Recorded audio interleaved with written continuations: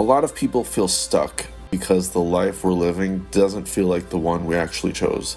By the end of this video, I'm going to give you a framework to start getting out of this trap, and I'll show you what I think is the ultimate way to live. Welcome to the channel Fascinating, where my goal is to help other people out by giving them tips and ideas for life, finance, and a different perspective. So if you like what you hear, please like and subscribe to this channel.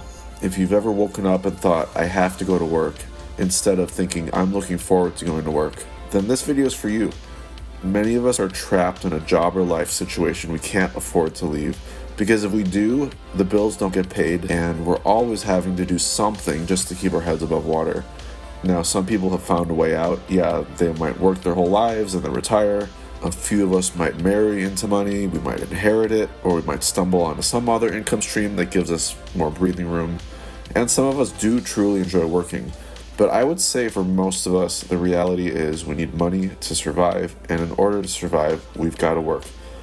And to make things worse, a lot of us are living paycheck to paycheck because nobody really taught us how to handle money or design a life around it. And this whole cycle just stresses us out. It wears us down and affects our health. The whole system we're living in is quietly keeping us from something I think is one of the most important things a person can do. What does society rob us of the most? It's the ability to do nothing, to just be, to not always be hustling, grinding, or surviving. The society we live in prevents us from just being able to lead a relaxing life. I'm not talking about the time after you get off work and before you go to bed.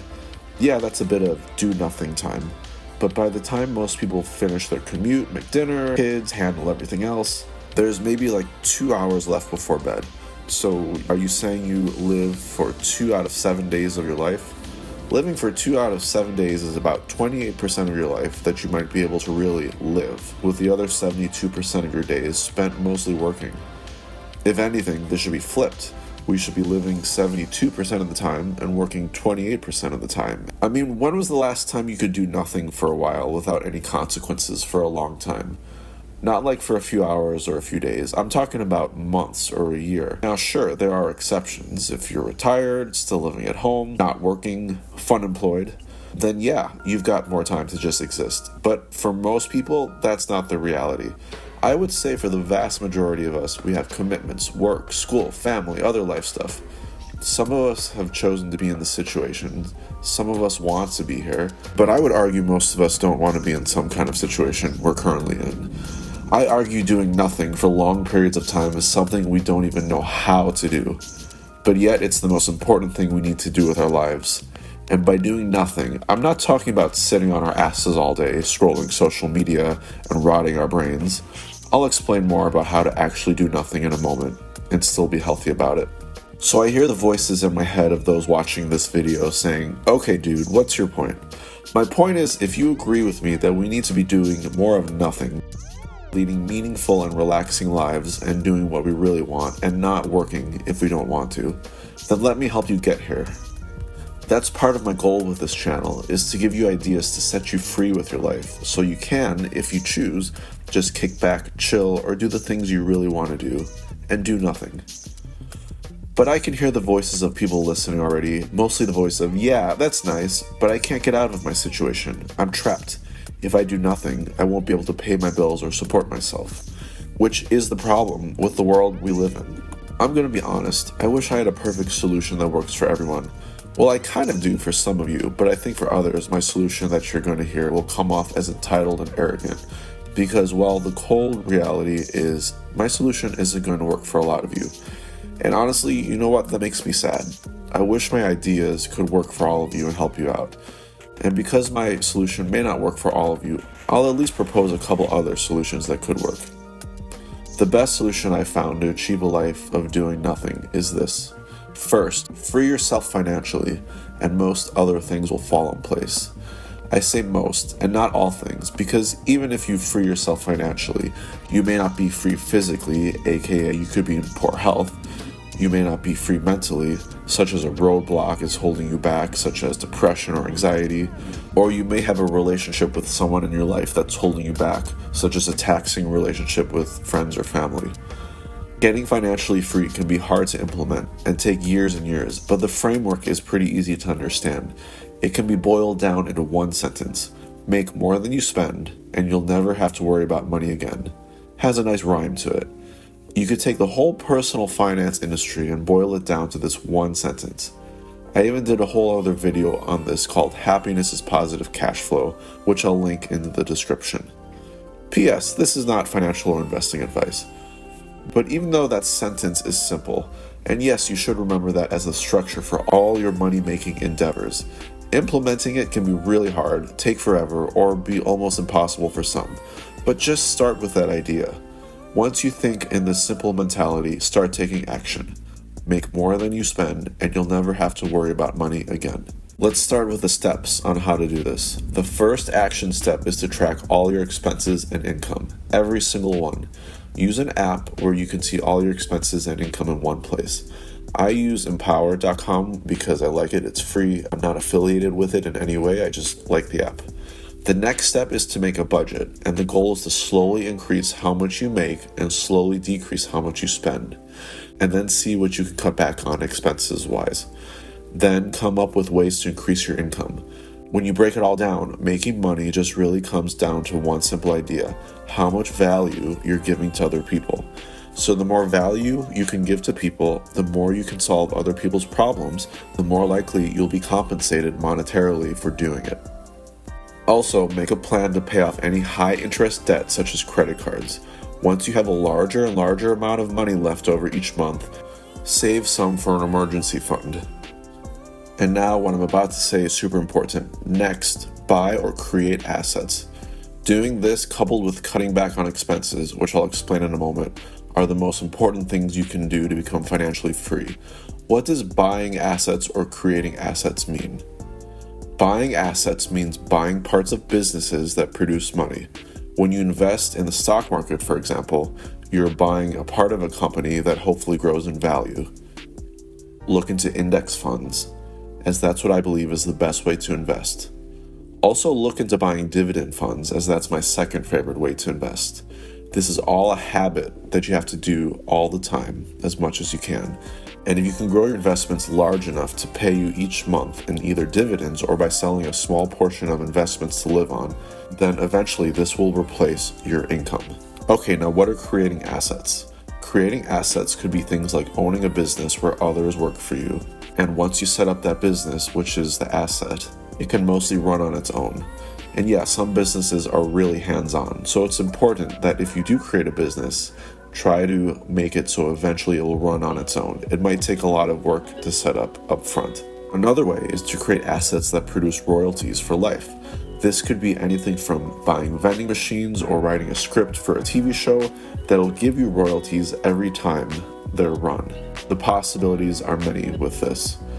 The rich have multiple streams of income, so if one fails, they have backup, and if one takes off, they do even better. Now, the dark art of financial freedom is cutting back on expenses. A lot of being able to cut back on expenses is having a mindset shift where you're okay getting rid of stuff, cutting back on subscriptions, cutting back on things like eating out excessively or buying expensive things like cars, expensive vacations, etc.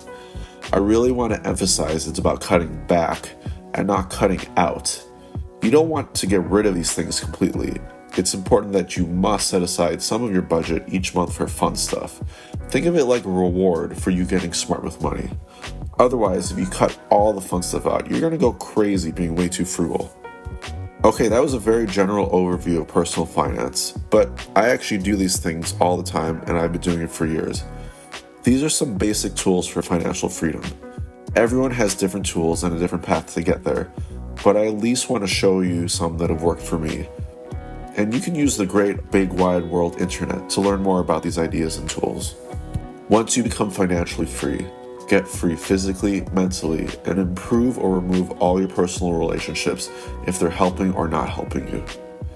You could do this all at the same time or pick and choose one of them at a time. But what if you can't get free physically, financially, mentally, or even in your relationships? It might feel like the end of the line, right? I disagree though. If you can't get financially free first, then the backup idea is to get free mentally first. And this is the hardest route. And what I'm about to say was really hard, but it worked for me. Once I did this, I eventually worked my way out of my mental hurdles and then tackled my financial hurdles. What I'm about to say might be a really hard pill to swallow, but it's a pill you can swallow.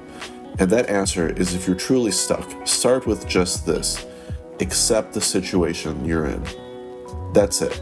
I know, you might be annoyed hearing that, and I get it. It might sound dismissive, but accepting your situation is really one of the most powerful things you can do when facing any major life hurdle. You don't have to suffer twice in a situation. You only have to suffer once for the situation you're in. Don't suffer a second time by fighting something you may not be able to change. This has to do with radical acceptance, which comes from DBT. I say this from experience. I spent years suffering from great anxiety, and my treatment was, well, to just suffer. And this is one of life's beautiful paradoxes. By just suffering and accepting that there will be suffering, you actually suffer less. You gotta accept that there will be suffering. And I'm not saying at all that this will cause the suffering and pain to go away. But by accepting it, you will suffer less by accepting there will be pain. It's just one of those weird, paradoxical ways our brain works. And once you get the suffering out of the way, try a little bit to dig yourself out of whatever situation you're in. Okay, I'm rambling. Maybe you find this useful, but my point is, we need to try and just do nothing in life. And it takes a lot of steps to get there, I know. But you know what? Life is the flash of a pan. Life is a blink of the eye. It'll be over before we know it. Everything we do and say will be forgotten, either after we die or a few generations after we die. I just want to try to help you get to this point of being able to do nothing and chill, or do what you really want with your life. The best ways are to free yourself financially, physically, mentally, and relationship-wise. If you can't do any of those, simply accepting the fate you are in will help you suffer through life a little less, and maybe you can slowly climb out of it. But even if things look bleak, just keep going, because if you live long enough, you increase your chances that you'll be able to dig yourself out of it. But you must first choose and believe that you are able to dig yourself out of your hole. You must believe. And if you can dig yourself out of whatever tricky situation you're in, then hopefully you can live in the moment, sit there, and do nothing, or do what you really want to do with your life. Let's talk more about what actually doing nothing looks like, because it probably has a negative connotation, like we're wasting our time and our life. But it's the complete opposite. Doing nothing is living our life and being present. What could this look like for you? There's no right way to go about it, but I would suggest starting out with this good one. Take a trip somewhere.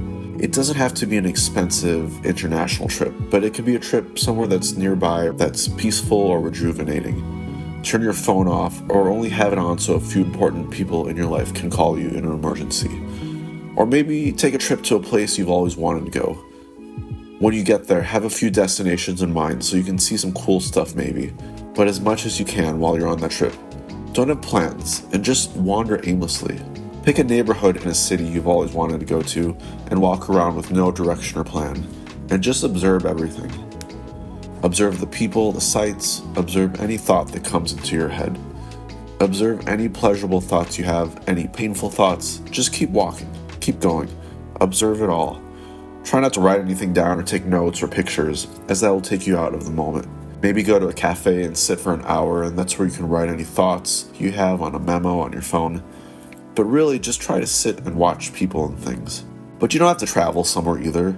You can just sit in your room and just observe your mind. You can sit outside your place, ideally somewhere quiet. It doesn't have to be quiet, and just watch things. So you see what doing nothing is all about? It's observing your 5 senses. Remember, you are not your thoughts. You are the one observing your thoughts. And when we do nothing, our mind will still run. And it's not like you have to just do nothing all day, every day. Of course, you can fill it with hobbies, other things that you enjoy, spend time with others, try new things. Try not to do things that are crazy expensive, though. But what do some religious monks do for hours and hours a day? They meditate. You can also meditate. It's a form of stillness, of being in the moment, what I believe is the most beautiful form of quote-unquote doing nothing. On the other end of the spectrum, what do so many billionaires who create these toxic social media apps do? Or people with massive amounts of money do? They often retreat to a quiet house, well, usually a mansion or a yacht, in the middle of nowhere, and have complete privacy. And essentially they reject the busy lifestyle. They're essentially doing nothing. The creators of these apps don't even use the apps they make because they know how terrible it is. Another word to describe doing nothing is mindfulness. Mindfulness just has a better connotation to it than doing nothing, and it's perceived as healthier than the phrase doing nothing. But I'm really going to go against the grain here and argue that we just don't do nothing for long periods of time because 1, we don't have the time and the FU money, and 2, because we're indoctrinated into a work hustle culture where doing nothing is labeled as bad, and 3, our brains are so wired and ADHD-like that doing nothing would feel like a prison sentence. But you know what? It's the complete opposite. The prison sentence is not doing nothing. The prison sentence is what most of us are living right now, which is a lifetime of never-ending work, tasks, jobs, or things we don't want to do but are stuck doing. Here's why we need a more of a do-nothing lifestyle. In fact, there's so many reasons. First, we just need to recover from the injury that is this life we live. So many of us are injured mentally or physically. So many of us are in poor shape that we're literally dying from overwork or stress or various things in modern society. Doing nothing can recharge us. The other reason that doing nothing allows us to sit with our own thoughts, which by the way can be extremely painful for many of us who don't want to face our own thoughts. But if we can muster up the courage to sit with our own thoughts, doing nothing will allow us to think about our lives, what we're doing with our lives, and see if there's anything we want to change. Doing nothing opens up the door to self-reflection.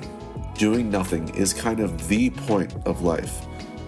You're actually doing nothing even if you work your ass off, or if you try to achieve great things. Why? Because if you're still doing these things in 150 years or even 100 years, give me a call. Actually, don't give me a call because you won't be able to, because you'll be dead, and so will I.